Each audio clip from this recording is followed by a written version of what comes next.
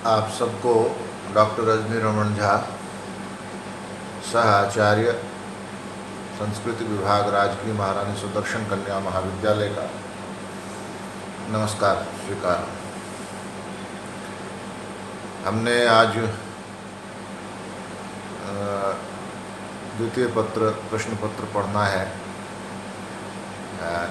जिसमें हमने वैदिक सूक्त पुष्पांजलि के इंद्र सूक्त तक का पारायण किया था। आज हम संज्ञान सूक्त का पारायण करते हैं। यह एक छोटा सूक्त है परंतु बड़ा महत्वपूर्ण सूक्त है।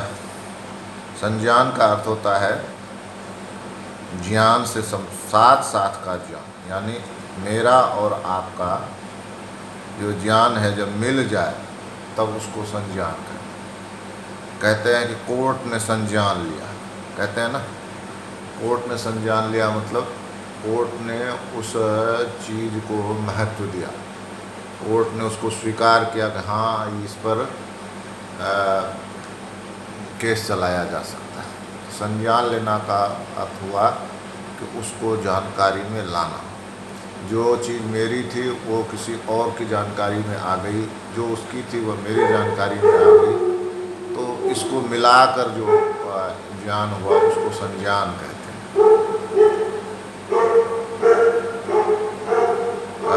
इसमें संज्ञान सूक्त का, जैसा कि आपको बार बार आपने पढ़ा होगा, जाना होगा कि वेद में 10 मंडल है ऋग्वेद में, और यह 10वें मंडल का 191वां सूक्त है। इसके देवता अग्नि हैं, ऋषि संवनन है, और शेष मंत्रों के देवता संज्ञान हैं। प्रथम मंत्र के देवता अग्नि है, छंद त्रिष्टुप है, और 1, 2, 3 में अनुष्टुप छंद है, और 1, 2, 3 में अनुष्टुप छंद है, और चौथे में त्रिष्टुप छंद है। तो आज हम इसको पढ़ते हैं। तो पहला क्या कहते, संसमिद्युवसे वृषन्नग्ने विश्वान्यर्या इळस्पदे समिध्यसे स नो वसून्याभर। वृषण अग्नि, हे कामनाओं की वर्षा करने वाले अग्नि। प्रथम सूक्त भी आप ध्यान करिए, प्रथम सूक्त भी अग्नि है, प्रथम मंडल का, और यहाँ भी अग्नि है। अग्नि का महत्व इससे प्रकट होता है। तो हे कामनाओं की वर्षा करने अग्निदेव, अर्यः विश्वानि इत संसम आयु से, सबके स्वामी आप, प्राणियों को आप निश्चय ही भले प्रकार से मिलाते रहते हैं। विश्वानि इत संसम आयु से, इड़ह पदे समिध्य से, आप पृथ्वी के स्थान अर्थात यज्ञ वेदी पर प्रदीप्त किए जाते हैं। और सह न वसूनि आभर, आप हमें धन से परिपूर्ण करें।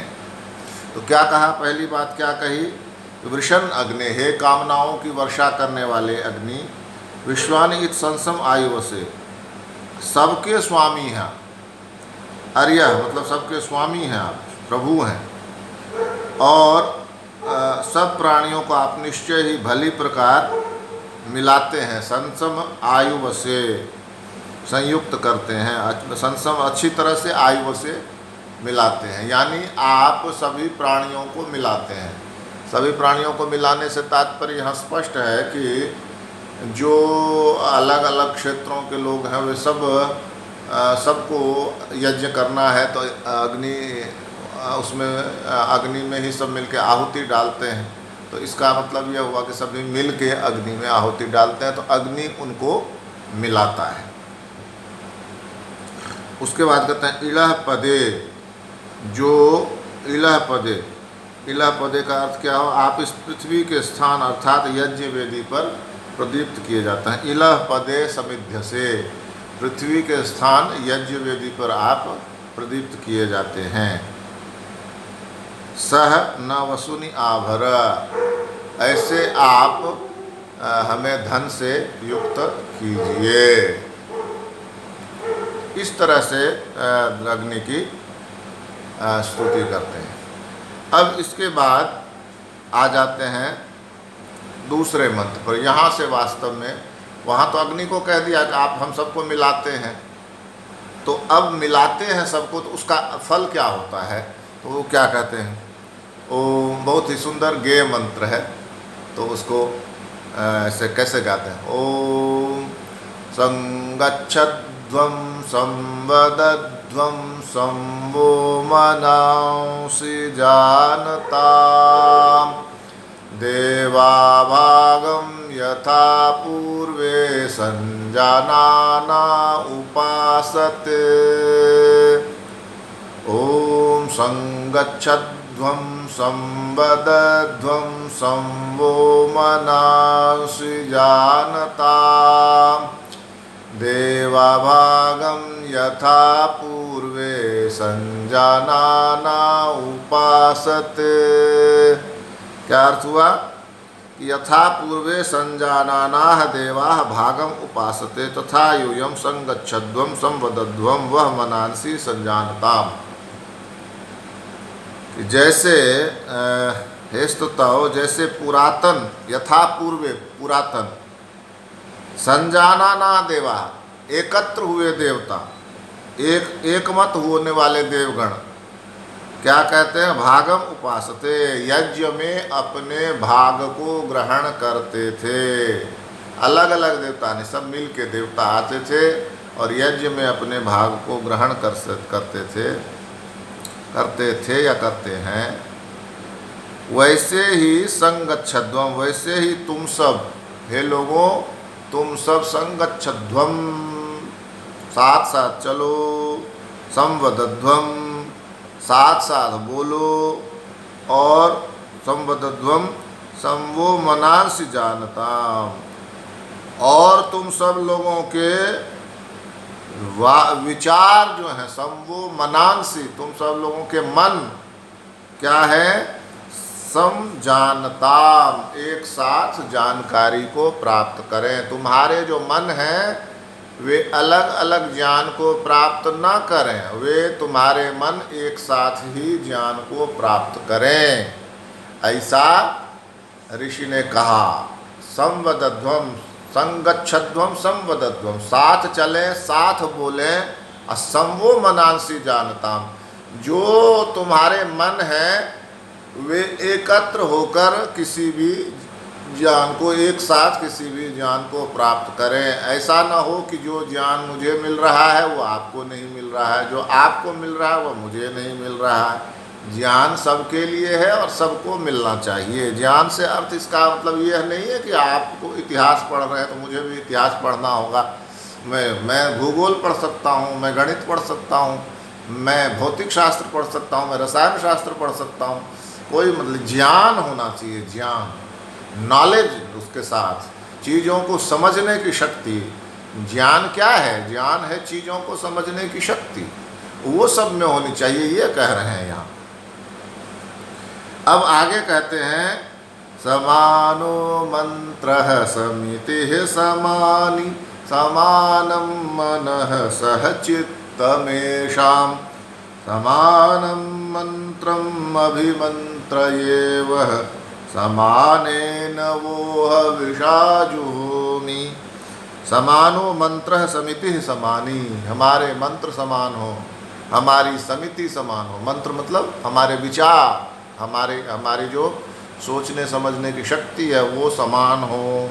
समिति समानी, समिति समान हो, यानी हमारी सभा, जैसे कुछ लोग मिलते हैं ना, सभा करते हैं, तो वो ऐसी सभा हो जिसमें समान मन वाले लोग हों, हमारी सभा समान हो।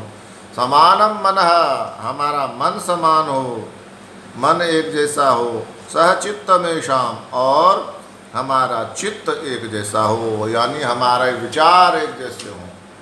समानो मंत्र, हमारे चिंतन समान हो। समिति समानी, हमारी सभा समान हो। समानम मन, हमारे मन समान हो।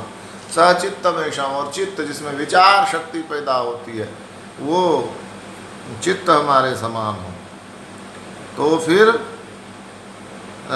उसके बाद क्या कहते हैं, समानम मंत्रम अभिमंत्रये वह, मैं आप सबको एक समान मंत्र से अभिमंत्रित करता हूँ। पुरोहित कह रहा है यजमान को, यज्ञ हो रहा ना, यज्ञ में सारे यजमान, उसके दूसरे दूसरे ऋषि और यजमान के बहुत सारे लोग सब मिलके यज्ञ कर रहे हैं। तो पुरोहित कह रहे हैं कि मैं समानम मंत्रम अभिमंत्रये वह, हम आपको समान मंत्र से अभिमंत्रित करते हैं। समानेन वो हविषा जुहोमि, हम समानेन समान सामग्री से यजन करते हैं हम सब। यानी हम जो स्तुति करते हुए आहुति डालते हैं, मंत्र पढ़ते हुए आहुति डालते हैं यज्ञ वेदी में, उसमें समान सामग्री है। जो सामग्री मेरे पास है वही सामग्री आपके पास है, तुम्हारे पास है, उसके पास है, सबके पास है।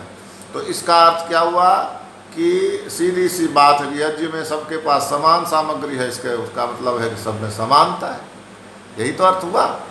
तो कहते हैं कि समान मंत्रम अभिमंत्रे वह, आप सबको समान मंत्र से अभिमंत्रित करता हूँ। यानी जैसा मंत्र मैं बोलता हूँ वैसा मंत्र आप बोलें, आपके सारे परिवार कुटुंबजन वाले बोलें, दूसरे ऋषि वाले दूसरे ऋषि बोलें, सब समान, कोई छोटा नहीं कोई बड़ा नहीं। असमान वो हविषावजुहोमि, वो समान हवि से हम यजन करते हैं, सबके पास समान हवि है। इसका मतलब सबके सब बराबर है। फिर कहते समानी व आकुति समाना हृदयानि वह, समानमस्तु वो मनो यथा वह सुसहासति। समानी व आकुति, हमारे संकल्प समान हैं, और समाना हृदयानि व, हमारे हृदय समान, हमारे संकल्प समान है, हमारे हृदय समान। फिर समानमस्तु वो मनो, हमारे मन समान है, सोचने विचारने वाला जो मन है वह समान है। यथा वह सुसहासति, इससे क्या होता है कि हम सुसहासति, अच्छी एकता हो सके, इस कारण से हमारे बीच में अच्छी एकता हो सकती है। जब हमारे संकल्प समान होंगे, हमारे हृदय समान होंगे, हमारे मन समान होंगे, तो यथावा सुसहासति, हमारी एकता, हमारी अच्छी एकता असति हो सकती है।